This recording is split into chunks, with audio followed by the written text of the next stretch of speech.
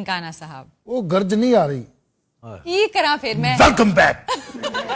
ये पंजाब का एक तारीखी शहर है और सिखों के मुकद्दस तरीन मुकामात में से एक है। वाह। इसकी आबादी 1 लाख से ज्यादा है और ये लाहौर से मगरिब की तरफ कहा जाए तो तकरीबन 90 किलोमीटर के फासले पर है। यानी कि लेंदे वाले पासे गल करो ना जी एवं ही गल है। क्या कहने यार, डॉक्टर साहब ने अमरूद दा नहीं सी पता है, जंगली भी बोलने लग। एक रिवायत के मुताबिक कहा जाता है कि यहाँ ननकाना साहब का पहला यानी साबिक नाम जो था वो रायपुर था। बाद में इसको नानक आना कहा गया और कसरत इस्तेमाल से ये ननकाना साहब बन गया। बाबा गुरु नानक का आना यानी कि हाँ जी उनकी पैदाइश, बिल्कुल, उनकी पैदाइश यहीं पर 1469 यानी 15वीं सदी में हुई थी और उन्होंने अपनी तबलीग का आगाज भी यहीं पर किया था। वाह। ये शहर 2005 तक जिला शेखुपुरा की एक तहसील हुआ करता था। अब जिला ननकाना साहब की 4 तहसीलों में ननकाना साहब, सफदराबाद, सांगला हिल और शाहकोट शामिल हैं। क्या शेखुपुरे बड़ा गए हैं राणा साहब असी ड्रामे ड्रोमे करन उथे बेटे उधर। अच्छा, इस जिले की एक दिलचस्प बात यह है कि पाकिस्तान में पूरे पाकिस्तान की आबादी मिलाई जाए तो सबसे ज्यादा पंजाबी यहाँ बोली जाती है, यानी तकरीबन 98.7%। क्या कहने, एकदम सीट ते बटेरा जब आ गया कोई। यार क्या जगह भला इथे जैगरब बैठा होता सी। ननकाना साहब की बुनियाद राय भोए नामी एक राजपूत जिम्मेदार थे, उन्होंने रखी। इसी वजह से इस जगह का नाम राय भोयदी तिलवंडी रखा गया था। लेकिन उसके बाद उनके बेटे, उनके साहबजादे बुलार भट्टी ने गुरु नानक जी के एहतराम में, उनके एजाज में इस इलाके को ननकाना साहब कहलवाना शुरू कर दिया था। राय बुलार भट्टी जो हैं वो सिख उनकी बहुत रिस्पेक्ट करते हैं और पिछले साल ही जो सिख म्यूजियम है गोल्डन टेम्पल कॉम्प्लेक्स में, जी हाँ, वहाँ उनकी तस्वीर भी आवेजा की गई। इस एजाज की वजह यही है ना शकील साहब, क्योंकि बुलार साहब ने 750 मुरब्बा जमीन जो है वो गुरु नानक साहब के नाम पे कर दी थी और उन्हीं पैसों से आज तक वहाँ के तमाम गुरुद्वारे चल रहे हैं। और गुरु नानक जी के वाले साहब जो थे जी, वो इन राय साहब की जमीनों का हिसाब किताब रखते थे। अच्छा, अब बात करते हैं यहाँ के अहम मकामात के बारे में। वाह जी। सबसे पहले आता है गुरुद्वारा जन्म स्थान। इसका नाम ही बता रहा है वजह कि नाम क्यों है। जी उनके क्या है पैदाइश? जी बिल्कुल। जन्म स्थान पे गया हूँ जी मैं डॉक्टर साहबा, और बड़ी सिख जो भाई हैं हमारे, उन्होंने बड़ी मोहब्बत की और स्पेशली मैंने वो सारा वहाँ का विजिट किया है बहुत अच्छे तरीके से। ये जो गुरुद्वारा है इसकी बुनियाद रखी थी गुरु नानक जी के पोते धर्मचंद ने। अच्छा। और उसकी जो आज आपको जहाँ से गए थे जो तामीर हुई हुई बिल्डिंग है वो महाराजा रंजीत सिंह ने तामीर करवाई थी। आपने क्या देखा भट्टी साहब वहाँ? इन्हें साले ने की वेखना वेलों तो इलावा। मैं वहाँ पे एज ए एंकर गया था, ना कि मैं ढोल वाला बन के गया था। आपने भट्टी साहब इसकी कोई ट्रेनिंग ली है या खुद ही सीखा? ये गॉड गिफ्ट कह लें आप। अच्छा इन्ना खजल होए हुंदे ने आ ते मुड़ के ना एवें 4 बंदे च बह के ये गॉड गिफ्टेड है। ਉਹ ਗॉड ਗਿਫਟ ਨਹੀਂ ਡੈਡ ਗਿਫਟ ਹੈ।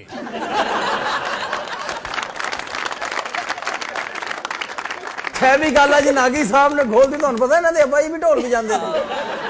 ਇੱਥੇ ਆ ਕੇ ਸਾਲਾ ਨਾਲ ਨਜ਼ਰੇ ਦੇ ਪੱਟੀ ਫਿੱਟ ਕਰ ਲਿਆ ਇਹਨੇ। ਪਿੱਛੋਂ ਤੋਬਾ ਦਾ ਮਕਾਮ ਇਹਨਾਂ ਦੇ ਘਰੋਂ ਇੰਨੀਆਂ ਖੱਲਾਂ ਨਿਕਲੀਆਂ ਸੀ ਢੋਲਾਂ ਦੇ ਸਾਈਡਾਂ ਦੀਆਂ। आप जो इनका मजाक उड़ा रहे हैं, आपको पता है कि ढोल बजाना कितना बड़ा फन है और वेस्ट में इसकी कितनी कदर की जाती है। ਵੈਸਟ ਕਿਉਂ ਨਹੀਂ ਇੱਥੇ ਇਹਨਾਂ ਨੂੰ ਢੋਲੀਏ ਹੀ ਕਹਿੰਦੇ ਨੇ। हाँ, तो ये जो पप्पू साईं और गुंगा साईं हैं ये क्या अमेरिका में रहते हैं, ऑस्ट्रेलिया में रहते हैं या पाकिस्तान में रहते हैं? ये एक ऐसा इंस्ट्रूमेंट है, इससे वजद तारी हो जाता है। ਬਾਕੀ ਸੇਵਨ ਸਰਕਾਰ ਚੱਲ ਜਾਓ ਜੀ, ਉੱਥੇ ਇੱਕ ਟਾਈਮ ਤੇ ਤਕਰੀਬਨ ਕੋਈ 10,000 ਢੋਲ ਡਾਕਟਰ ਸਾਹਿਬਾ ਇਕੱਠਾ ਵੱਜ ਰਿਹਾ ਹੁੰਦਾ। वाह, ਤੋਬਾ ਦਾ ਮਕਾਮ ਹੈ, ਤੁਹਾਨੂੰ ਲੱਗੇਗਾ ਕਿ ਬਦਲ ਗਰਜ ਰਹੇ ਨੇ। वो सही कह रहे हैं कि एक वजद में आ जाता है, बड़ा ही खूबसूरत है वैसे तो। ਕਈ ਵਜਦ ਚਾਹੇ ਘੁੰਮ ਕੇ ਐਸਾ ਭੈੜਾ ਦੂਜੇ 'ਚ ਵੱਜਦੇ ਨੇ। अच्छा, वैसे ये पता नहीं क्यों करते हैं जो एकदम से इतना कितना डेंजरस है और इतने लोगों में घूमना शुरू कर। ਉਹ ਜਿਹੜਾ ਕਹਿ ਰਿਹਾ ਹੁੰਦਾ ਨਾ ਧਿਆਨ ਨਾਲ 2 ਮਿੰਟ ਬਾਅਦ ਉਹ ਚਪੇੜਾ ਮਾਰ ਰਿਹਾ ਹੁੰਦਾ, ਤੈਨੂੰ ਮੈਂ 1.5 ਘੰਟੇ ਤੋਂ ਰੋਕਣ ਡਿਆ। और सब तो बुरा कुआला नू लग रहा हुंदा, क्योंकि बार बार कुआला ते डेक के ना वड्डे पैसे चुकदा डम तना।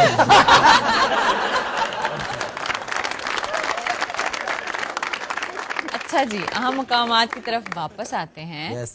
अगला है जी गुरुद्वारा बाल लीला साहब। ये वो मुकाम है जहाँ पर गुरु नानक जी अपने बचपन में खेला करते थे और इसी मकाम से उन्होंने अपनी तबलीग का आगाज किया। मस्जिद कुबा। ये मस्जिद असल में रेप्लिका है اس مسجد کا جو مدینہ منورہ کے مضافات میں ہے، جس کا نام یہی ہے، مسجد قباء.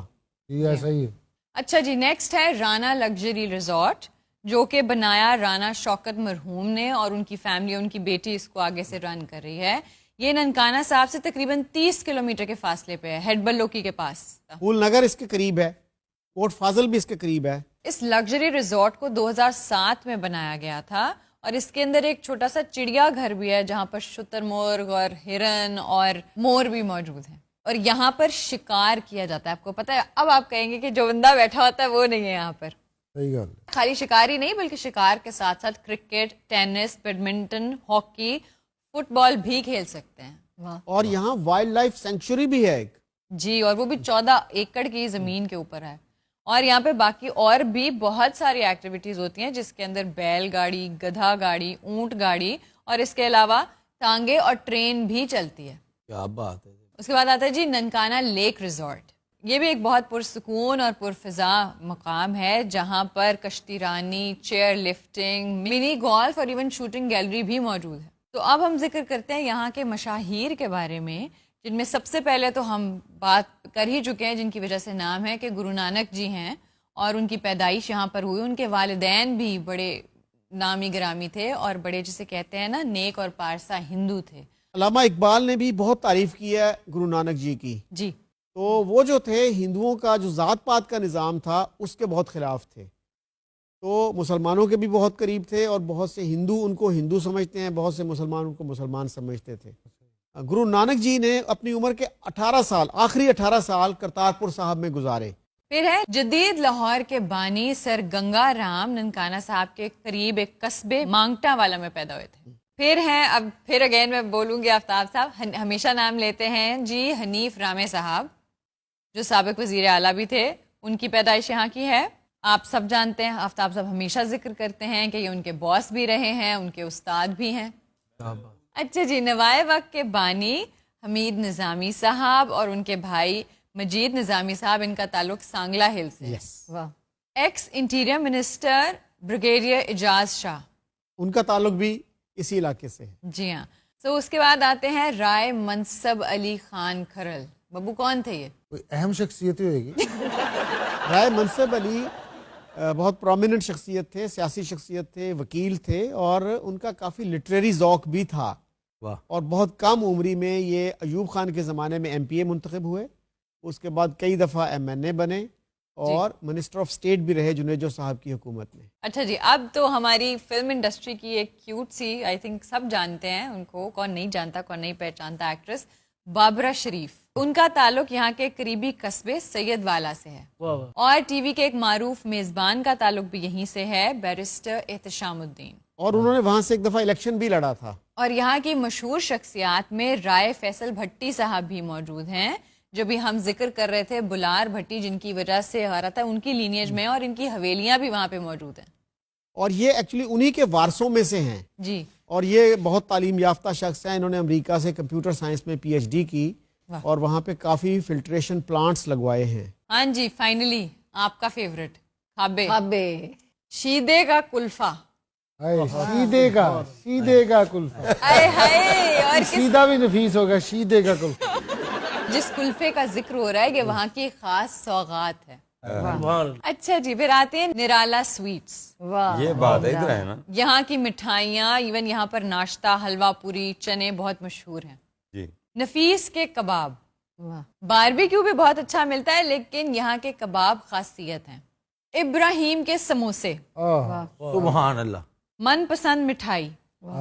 اور یہاں من پسند کی مٹھائی امریکہ تک جاتی ہے، یعنی وہ اتنی اسپیشل ہے اور لوگ دور دور تک منگواتے ہیں. برہان ریسٹورانٹ، یہاں کے چکن اور مٹن کڑاہی بہت مشہور ہے. بٹیر کڑاہی، باربیکیو، دال، سبزی، اور یہاں پر مچھلی بھی ملتی ہے. کیا بات. کیا کہنے ڈاکٹر صاحب. ہاں جی. تسی بھی ذرا ایک گرینجر لے آؤ تھوڑا. تسی گھر جا کے نا شیشے دے سامنے کھلو کے اس طرح کرو، ہر